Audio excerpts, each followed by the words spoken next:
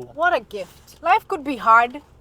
You know, Kenya is not an easy country to be in. But you could see a giraffe. Ruto's economy is not easy, but here we are.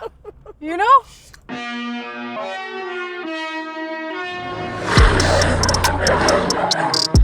Hello. Just leave that in there. Hello. This is a pretty animal. Jesus Christ. Wow. That was even more gorgeous than the first one.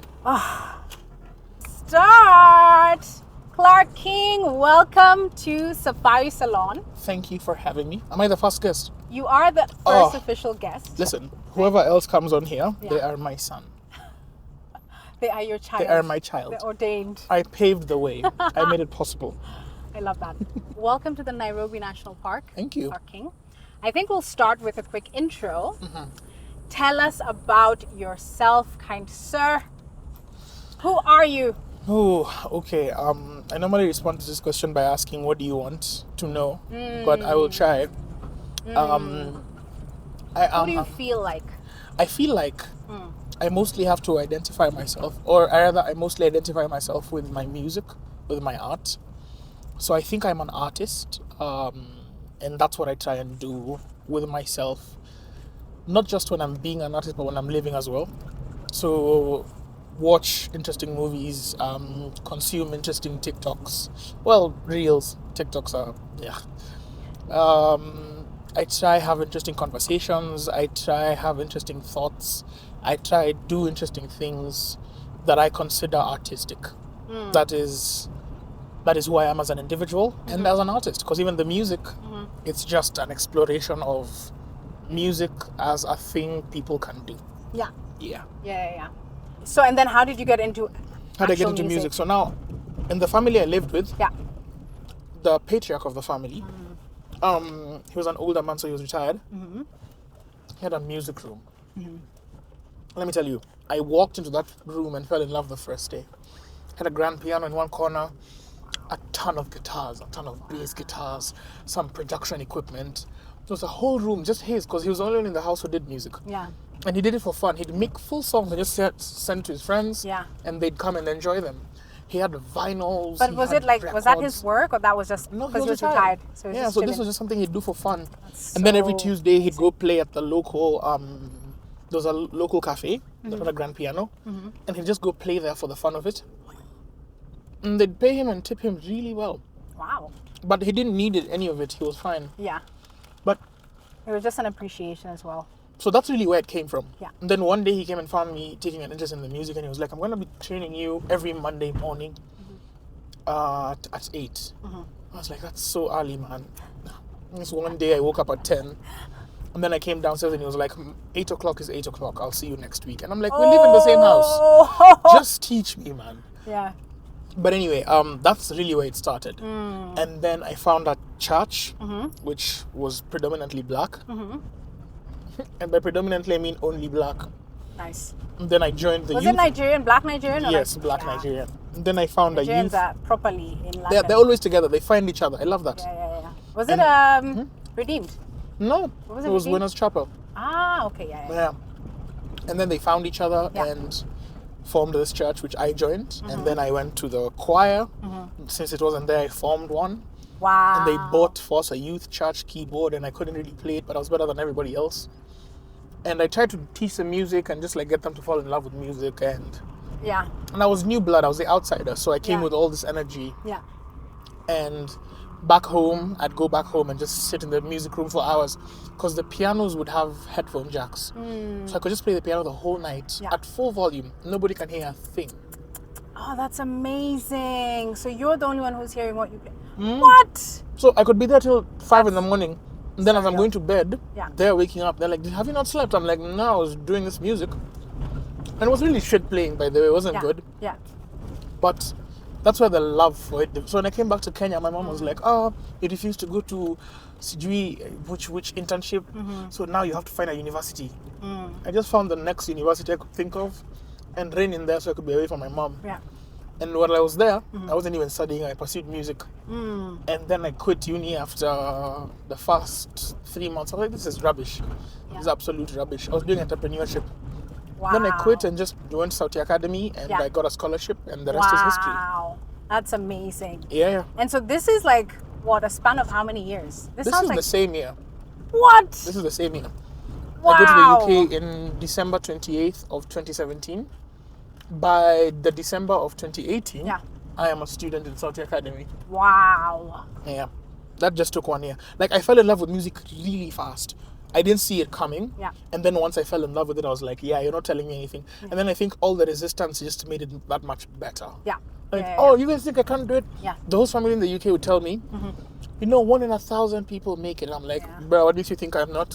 Yeah, so you're trying to say I'm not the one. I'm not the one in that Insult 1,000. me, I'll show you. Yeah. And then, I mean, So I've there was gotten a over all driver. that, but now, Yeah. yeah. And how has it been with your mom, for example? Now that She's you my pursued biggest it. fan now. She's your biggest fan now. I dropped a song. That. I dropped a song last week, and she heard it, and she was like, "I want to tell people." I was like, "You won't tell anybody. Nobody that you know listens to my music." She's like, "Wait, you see." Yeah. The other day, last year, I got nominated for an award. Yeah. You had to pay 100 shillings to vote for me. She'd call me and be like, "I'm from the website. You're number 2. Let me just send you 1,000 bob right now, so that you vote and go back to being number 1." I'm like, "Mom, it's fine." She's like, "No, it's not fine. You have to win. You have to be number 1. I love it though, and congratulations on the award. Thank you. How did that feel? Honestly, Yeah. I felt really bad about it. Why? Because people had to pay To vote. So when the whole thing happened, What a scam though. Like, what is up with that? That's why I felt bad about it. In hindsight, it was like, why would I make people pay to vote for you? vote? That's But like, yeah, why? I mean, that's more of a systemic issue. You're just a participant in it. These are hippos, and they can't even breathe. Hi. They can't even breathe underwater, and they just love hanging out. And hippos can't. They're like land animals. You should see them at night. They are land They're animals. like lawn mowers. Yeah. I have never known this. Yeah. So these are land animals that decide they like swimming. That just love hanging out underwater. You really show up as a true artist in the sense that you are experimenting and you are allowing yourself to be free and not Yes. I'm not be trying kept to be in the confines of pop music or what's popular, what's gonna hit. Yeah. Where does that come from? That's a good question. Where does it come from? Yeah, where does that come from? Like, Let me think about that. Where does it come from? Okay. I think because I stumbled upon music. yeah, When I was growing up, I was in my primary school was terribly bougie, in my opinion, and then my high school was ridiculously poor. Like, it was such a disparate kind of situation. Yeah. So I was culture shocked. Yeah. The first month of high school, for example. Yeah. And then I grew accustomed to it, and I couldn't remember the bougie side of anything. And my mom was a staunch Christian. So not only does she only play gospel music, she doesn't allow anything else. Yeah. And then it's not gospel music in its diversity. It's Nigerian gospel music. It's all that Nara business. It's all that. I don't even think I've ever heard of a Nigerian gospel song. We have to play one at some point. You are wild. Listen. Wow. This is your jungle now. Hey, Mimi. I think I only grew up on those. Yeah. And then in school, we would secretly listen to hip hop. By secretly, I mean with them. Yeah. But like, we can't do it in front of my mom. Yeah. And then it was like very specific hip hop. It wasn't like hip hop. It was like the latest song because you're listening to it to go and impress your friends, not because it's good music. So John by Lil Wayne comes out. You have to know the lyrics in the weekend it has come out. So by Monday, you're singing it in class. Yeah. You know? That was the very first time I had rhythm as a genre of music. Yeah. I don't even know if that's its real name. Yeah. I think But so. It's called rhythm, yeah? Because it is like, it's faster reggae. Yes, Yeah. yes. And that was like such a shock to me. Yeah. How they danced to it was so weird because the only way I knew how to dance was this, yeah. And then I go to a bunch of guys who, yeah, exactly. And then I go to a bunch of guys who put their hands in their pockets and lift them, and their trousers are like 3/4. I'm like, what is this? What are you people doing? And then that became that and Catholic music because it was a Catholic church. Yeah. And that's not music, at least not from the way I was consuming it. Yeah. So between hip hop and mainstream hip hop and mainstream rhythm, I didn't know music. Not really. Yeah. And then I fell in love with it, and then I was like, okay, now I want to know everything. So when I came into the game, I didn't have a preference. Yeah. So you're not trained on one particular thing. Yeah, I'm not trained in anything. Yeah, so I'm trying to find out everything. So classical music is such a beautiful, just how they're able to put everything together and make one. You know, I know people who can't arrange harmonies with 3 voices, and he is an instrumentalist. He is a composer able to make music that 500 musicians will play, and make it sound like one song. You know, that's something. And that then is magic. You go to reggae, and so on and so forth. And I really could just talk about genre the whole day.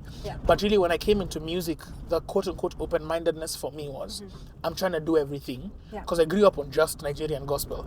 I'm trying to listen to what music can be. So even in my creations, you can hear all my inspirations in it. You can hear, there's a song I have like Mr. Keeng, for example. It's hip-hop. And then in the breakdown, I sample Mozart. Wow, are you serious? Yeah, I do. And then I listen, and then when I make the songs, when I'm making the other parts, I make them on FL Studio. When I make this part, I make it on it's called Muse Score. And how Muse Score works is you don't make sounds, you just get a piece of sheet music and then you notate it yourself, and then the software kind of plays back the music to you. So the sight reading was interesting, the choir music was interesting, you name it, I like it. So you did know how to read music, or you learned in that process? I got obsessed with it. I get obsessed with things I like. That's amazing. So I just decided, you know what, I have to learn this thing, just so that I can be able to see what people who can sight read see. And that's been me with music. I learned the piano at home because I wanted to know what it's like. I learned how to sing at home. I learned how to do everything at home. And Saudi Academy gave me more community than it did any form of education, although they did educate me a bit. But I really just focused on getting as much knowledge into my head. And that's what comes out of me every time I'm writing. So the collaborations I found the hardest are with people I don't have chemistry with. Because I don't like making music where it's just, here's a beat, put something on it. I don't like that. I like knowing you. I like involving you in the making of the song. I want to hear your opinion, your ideas. And I want to know you as a person. I want to feel like I'm there with somebody I can trust. Because I'm very sensitive around my music. When I get music-y, I get very, I allow myself to feel it. And that means I am in my feelings. So I need to be comfortable enough to truly feel and not pretend in front of you. So sometimes I walk into a space and guys are freestyling, and I can freestyle. But I'm just like, am I sure I want to be vulnerable in front of these guys? And so it's the same thing. So even with the people I've worked with, I had a rapper work with me once. His name was B-Mix. We met at a set of a show called Rata, and we just had so much fun hanging out.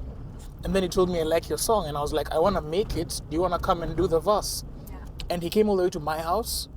And we hung out, we talked. We spent the most part of the day talking. Making the song took like 5-10 minutes. But really, the bulk of the day was acquainting ourselves. It's a good one. The 2 rhinos. The 2 rhinos. Are they fighting? They are fighting. That's how they fight. That's so lazy. I mean, oh, this is crazy, man. Okay, they're coming here. I'm just gonna like quickly take a video and then. I want to do the same. Shit, they're coming this way. Oh, come on, not now. Don't give up on me now, camera.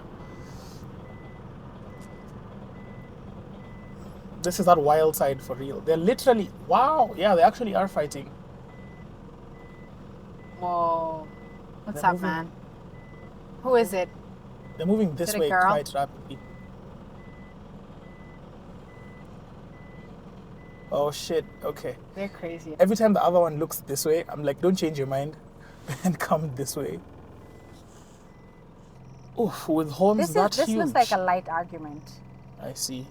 Like you pulled up on her first. You didn't let me know. That was my girl. I called dibs on her. You're just like messing it up. What? How do you find your purpose? Or how did you find it? Is it something that's ever changing, or does it remain the same? And how do you hold steadfast to it? Oh, I don't know that I found it. These are rocks. I thought they were animals.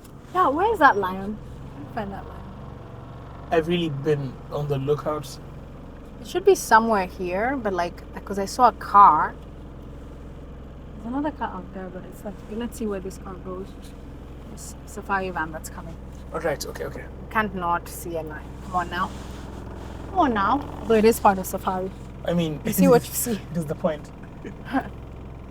But on your question, I think, I don't know that I've found, but I do know your purpose has a lot to do with who you are.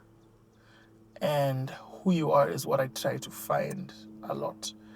And my favorite answer to who I think I am in that regard is, and this is not necessarily in a religious way. Yeah. But where I think the line's back there. So we go back there. Yeah, I'm seeing all these cars stopped. So then they have to be looking at something. Yeah, can't be just stopping for fun. Right. That's not how it works. This one came out over here. This is coming. Do you want to ask? Yeah, I'll ask. I'm sure they've either seen it or they're going to the line. Kichwa? Ani guapo. Sawa. Thanks. So it's the one back there. Did you say Kichwa? Yeah. So that's code when you have guides that have guests. You're not supposed to like just say. You can just be like, hey, where are the lions there? Yeah, That's supposed to be a surprise. More natural, yeah. Okay. So Kichwa. Kichwa, and then you've got Maskio is elephant. That's rubbish. I know. And then Harusi is when they're mating. Oh no. Harusi. Okay. You've got, Chini is a cheetah. Jew is a leopard. Oh my God. What else? What is a hippo? I can't remember the hippo. And the rhino as well. Kichwa. But it's so funny. I learned it as I was... Another single brother. This one might be the dinner for that lion. Oh, so that's why the lion's here. Yeah. Okay. Cruising, just like looking around. Oh, there she is. There's a lioness. Oh my days, and she's just chilling. She's just chilling. I think she's looking at, they have sharp eyesight. She must be looking at this guy. He Okay. doesn't know. Man said this guy does not have the shorties. Doesn't have the shorties. Won't have the life in a bit. Doesn't have backup. Bruh. He's out here living like... It goes down. Transparent. That's at the very bottom of the food chain. Is this it? Yeah. Okay. Nice spot. I mean, I'm a natural. Yeah. Here we go. Swimming. Swim a little bit. Swim a little bit. I don't know that song. It is a made-up song. It's excitement. Oh, poor guy. Hi, baby. Is this normally their size, would you say? Yes, this is a good size for a lion. They're chunky. They just have presence. It's unnecessarily big. It is, and she's not even the biggest. They can get bigger. Yeah. She looks like a huge dog, like a really huge dog, Yeah. like an exaggerated dog. Like a beastly dog. Yes. So in Tsavo, Mm-hmm. you have... Did you ever hear of the man-eating lions? Yeah, I did. Yeah. So the descendants are still in Tsavo, these man-eating lions, and they're maneless. They're these maneless lions, so they look like lionesses, but bigger bodied. So they're even bigger. They sometimes can be twice the size. It's just like a giant lion. It's just weird. And they evolved to eat men, or it's a preference?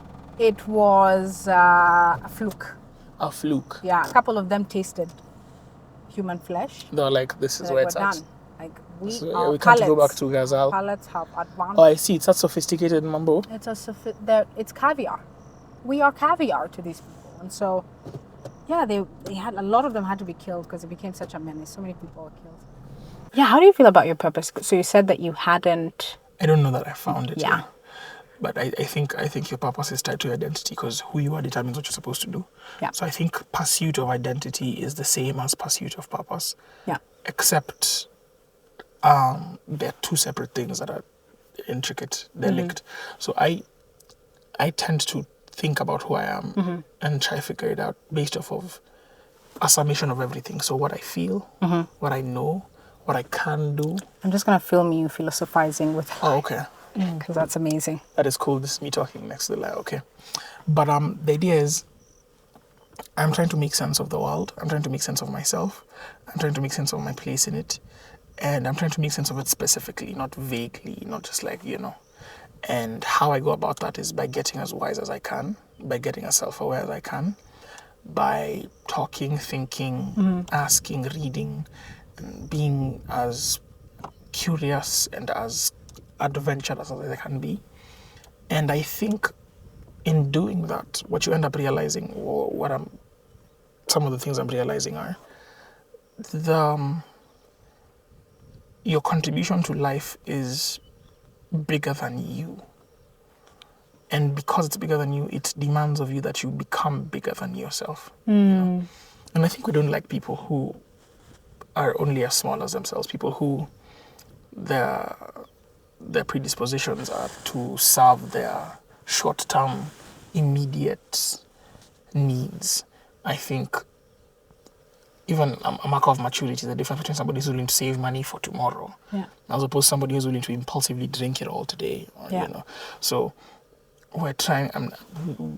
We aim to be bigger than ourselves. We aim to look after, because we can't do anything about right now. But I can look after my tomorrow self, and your tomorrow self, and this car's tomorrow, and this phone's tomorrow, and this shirt, and in doing that, we become servants of everything. And that kind of makes us have to develop a spirit where we are in service to tomorrow. And being in service to tomorrow requires you to make your sacrifices today, requires you to aim at things that are bigger than you, are better than you, requires you to dream, and so on and so forth. And I don't necessarily think those things will justify life, because I don't think I can lay those things next to somebody who's died and be like, this is worth your death or whatever, or worth your life, let's say. But I do think if you're not busy chasing the biggest possible thing you can chase, you'll be very busy stuck in trivial things. So I don't think you have any. It's like if you're playing Monopoly or you're playing cards, like poker, you don't choose the card you're given, but the best posture to have in the game is to play your best. To make the best of what you have. Given. So I think constantly pursuing that is what makes your purpose. Now your purpose, I think, will become clear as you live, as you live go through life. You can't. I don't think you can determine it and say this is me. I think it kind of becomes more clear as you live it, but you kind of have to make pursuing your purpose the thing you're doing. So that's what I try and do. I don't think anyone just knows. That's true. And it also evolves as you change. And I think the important thing is to be loyal or remain true to your intuition. 100. And who you are. I think there's also a lot of, you talked about pursuit of identity. I think a portion of it is also acceptance of who we are. Acceptance is also there. In the face of societal conformity, sometimes even groupthink, but you're like, no, That's true, yeah. This is kind of this is how I think this should be, and I'm going to stick by it. In your opinion, are human beings determined to be a certain thing, or is your life determined beforehand, or do you actually have a semblance of free will? Okay. So I'm gonna give you the short answer and then explain it. I don't have an answer for it. I have an argument that explains my thinking about the situation. So if you're an individual, if we were to replace you and put someone else exactly where you are, in terms of the friends you've had, the schools you've gone to, the experiences you've had, the family you've been in, they might turn out exactly like you. And if they don't, that's still a manifestation of who they are. Right? Okay. And you would think that you are an individual because you eat what you think you like. You go where you like to go. But the question is, we are here, for example. If this place was in Rongai, that's where we would have gone. So to what degree did we have a choice in coming here? Yeah, that's true. And then to what degree did your love for animals become yours? Because you didn't develop a love for animals, you were taught it, right? All the music I know, I had to study it, understand it the way. I didn't invent a piano, I didn't invent a guitar. I learned it kind of the way it already is, and in the image and likeness of other people, such that if somebody else is subjected to the exact same musical education I subjected myself to, then am I the curator of my reality? You know, my parents taught me to like Chapo because they fed it to me as a kid. Yeah. So do I actually like Chapo, or is it all I know? Yeah. You know, and so to what degree am I the one who decides I like Chapo, and to what degree is my love for Chapo something that was taught to me? Yeah. Okay. And then there's all the issues of your conscious and your subconscious. Yeah. Your subconscious acts of its own accord. In fact, interestingly, scans were done in the 90s, in fact, so this is old news. We know that before you make a decision, before you say something, 7 seconds, I think it's 7 seconds. I don't think it's 7, but it's like a couple of microseconds before, your brain pings that you're going to say a certain thing before you think to say it consciously. So by the time I'm forming this sentence, before I even thought of what words to say, my subconscious already fed my conscious. And this is something traceable with simple observations. Your unconscious mind lights up to its full extent before your conscious mind lights up. And then your conscious mind tells your mouth what to say. And then your mouth says it. So then you're not in control of your subconscious. So who's doing the talking? Yeah. Who's doing the thinking? So in a very real way, you can't even argue for any form of control over yourself. Yeah. However, if you observe the world, and this is where the challenge is, if you observe the world, people who live and act like they have free will, people who take control of their own lives, have proven to be the people who have better lives in whatever metric you want to measure. Whether it's financial, whether it's social, you name it, they win. Yeah. So it almost kind of feels like you need to believe you have free will to be successful. Yeah. But you can't prove you have it. And you can't even prove that belief in free will is yours. Yeah. Or it's something that was given, or it's subconscious. And who controls your subconscious? Yeah. Oh, this is cool. Woo! Pew, pew, pew, pew, pew, pew. Turning the car into a boat. So I don't know if we have free will. Yeah. I don't know that. And personally, I actually do think our purposes are something we picked, but before we came to this realm of existence. And I think we kind of come to act them out.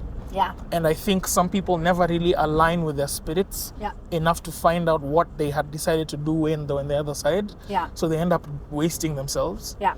But I do think there's an objective we come to play that we ourselves determined way back in whatever other space. Yeah. However, whether I can prove that or not is not really, whether that is true or not, I don't know. Yeah. And it also turns out that those who act as if they have free will succeed. Yeah. And that's what it is. That's quite interesting, because it's like you just have to become delusional. You know, it's the delulu. You actually do. The delulu is actually the delulu, because regardless of whether it's true or not, whether you have actual control over your life, the fact that, let's say, your subconscious does drive you to take control of your life, it does determine your success.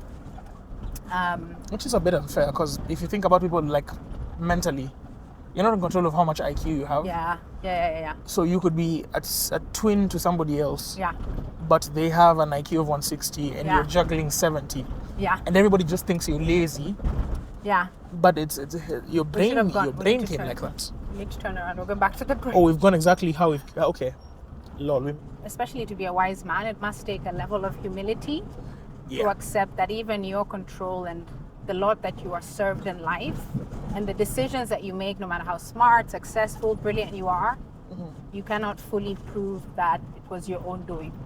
Of course. I think you can't even... I don't even think humility is like a trait you need to have. Yeah. I think it's the only way to not know is the only way to then go find out. Yeah. So it's a precondition. Yeah. The humility is the only way to achieve anything really. Yeah. So. But then, I mean, you said that you didn't have like you didn't have an answer, but it sounds like you do. I have a position. I don't think it's an answer. I think it's a position. I think I act as if I have free will. Whether I have free will or not, I don't know that I do. It sounded more like your argument stated that, in fact, we most likely do not have free will. And people who think they do, it's just, I don't want to say like a coping mechanism, or it's just a condition with which that determines your success. It's delusion, So it's just like the characteristic of this person who believes they have control over their life increases their likelihood of succeeding in this. For sure, because you can't exactly say how you have free will. And that's the problem. That's true. And you don't determine your hormonal levels. You don't determine anything. It just kind of happens to you. So even in the case of like depression versus more happy people, it's just a genetic thing. It's just like your luck. It's a lot in life. There's and this is a difficult balance, and this is the challenge I have with depression, for example. There's enough research and data that shows some people are more neurotic.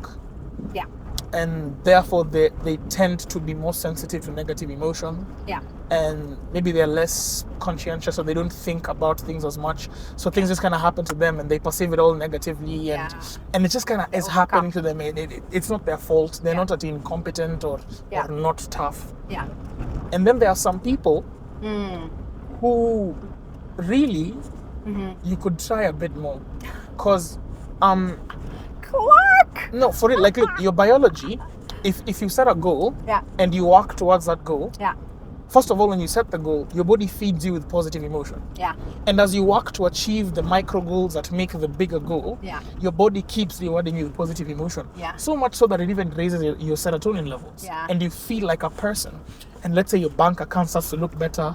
Let's say your social space starts to look better. You start to feel better, you know? If you can suddenly pay your rent and go wherever you need to go, and you have a bit more money and you have better friends. So, look, some people could set a goal and read a book and do an exercise and take some charge, and that would feed them with a lot more positive emotion, and they'd stop feeling like failures because they'd stop being failures.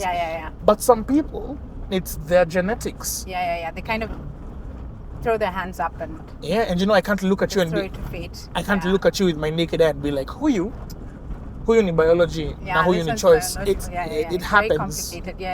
So I don't know. So my general stance is try and be empathetic, but at the very same time, you can't be too empathetic to the point where you're enabling. You're crippling that person as well. Oh, that's a tough one. I'll tell you it's a tough one. It's a really tough one. Regards to that. A lot of these conversations sometimes will either stay on purely the abstracted things, the ideas, or purely on the actionables. But there's a correlation. So, for example, I'm trying to be as big an artist as I can be, and you're trying to run your business, and those are the ultimate goals, right? But part of that involves you driving well right now. Exactly. You know, those two are actually the same thing. In fact, the better you drive now, and the more you're working towards becoming that very CEO. Somebody could ask you something like, what does driving a car have to do with, you know, being, but it's like they're related because they are micro goals working towards. So if you think about it that way, then it's very possible that at every moment, with every decision, you are serving something. And then when you are serving the greater purpose even. You are serving a greater purpose. It might not be the greater one because you might be making impulsive decisions and those decisions are pointing somewhere. Right? So like if you're on a road and you're constantly turning left, right, you're going somewhere. Whether you know where that place is or not is not an issue. But as long as you're making these small decisions, by making them or by deciding not to make them, you are moving somewhere. And that's the danger. You're never not moving. So you might think, I've been stagnant for a while. It's like, no, you've been heading in a particular direction. You just don't know what that direction is. Or maybe it's not one you like to be heading to. It's not the way you like to be. To be progressing. Nobody's ever still. That's true. It's something I said in Alice in Wonderland. Really? The Red Queen. Like who? The Red Queen. She said, So cool. yeah, she said in my kingdom, I think she called it. You have to run very fast to remain still, because the ground itself is moving. Yeah. So if you stand still, you're still moving. Yeah. They spend most of their time in water, but are not strong swimmers. True or false? What do you reckon? I don't know that they're great swimmers. I know they spend most of the time in water. Yeah. But I don't know. I think true. I think they're not good swimmers. So you think true? I think true mean that they are. They are not. They They live in water, but they are not good swimmers. Strong. Okay. The answer is actually false. They're very strong swimmers. They have to be for them to spend that much time in water. And you'd think that's obvious. Yeah. You say it that way. I know. It was a bit of a trick question. I see. Okay. Number 2. Which big cat is known for its solitary nature, skillful climbing ability, and habit of dragging its prey into trees? Trees? Mm-hmm. It's that big cat. Yeah. It's one of the main ones. Is it a cheetah? No. Jesus. What is this? A leopard? Yeah, it's a leopard. I wanted to say leopard, and then I was like, that's too easy. It's a leopard. Okay. Cheetahs are ground animals. Cheetahs, yeah. That's why they're like the fastest. And then leopards just climb trees. Yeah, leopards love hanging out. They all like it. I mean, you'll find tree climbing lions in certain parks, but in general, it's a leopard that chills on trees. Yeah, and they love dragging their prey. Sometimes you won't see the leopard, but you'll see the victims.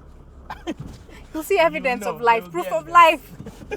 You will never see a leopard, but you see all the food that it eats. There will be signs. I love that trend. I love that TikTok trend. What musical instrument is sometimes said to mimic the sound of a lion's roar? A cello? No. Wait, it's not a cello. It has to be a wind instrument. Is it a horn? Close. It's the obvious one. Trumpet? Yes. Do you know what though? I thought of lions. I thought of, I mean, not lions, I thought of, what are they called? Things, elephants. Elephants, yeah. Yeah. Elephants are more naturally, the trumpet. So I thought trumpet would be natural. Yeah. No, but it also has like the visual representation. But like when I was looking this up, wrap it up, man. Like, what is the point of life? I guess. If you think there is one. Life individually, I don't know. Yeah. I think we're figuring it out, and I actually do think we will understand it when it comes to its end. Whoa. Because I don't know what it is, but yeah. You know. Yeah.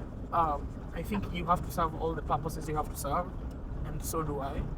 And hopefully, if everybody can serve the purpose they're supposed to serve, maybe something will be achieved, and that thing will become clear. Yeah. You know, when you have if I walked to a kitchen and found eggs here, milk here, flour here, it's just like okay.